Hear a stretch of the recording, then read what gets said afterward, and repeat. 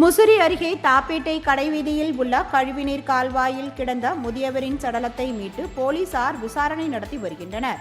திருச்சி மாவட்டம் முசிறியை அடுத்த தாப்பேட்டை கடைவீதியில் உள்ள கழிவுநீர் கால்வாயில் சுமார் 60 வயது மதிக்கத்தக்க முதியவர் ஒருவர் இறந்து கிடப்பதாக கிடைத்த தகவலை அடுத்து போலீசார் சம்பவ இடத்திற்கு சென்று விசாரணை நடத்தினர். இறந்து கிடந்தவர் தாப்பேட்டை மேலத்தெரு பகுதியை சேர்ந்த கூலி தொழிலாளி சேகர் என்பதும் நேற்று இரவு நீண்ட நேரம் பெய்த மழைக்காக ஒதுங்கி நின்றபோது வாய்க்காலில் தவறி விழுந்து இறந்திருக்கலாம் என்றும் தெரியவந்தது. இதனையடுத்து சேகர் சடலத்தை உடற்கூறு ஆய்விற்காக முசிறி அரசு மருத்துவமனைக்கு அனுப்பி வைத்த போலீசார் இதுகுறித்து வழக்கு பதிவு செய்து விசாரணை மேற்கொண்டு வருகின்றனர். இச்சம்பவம் அப்பகுதியில் பரபரப்பை ஏற்படுத்தியது.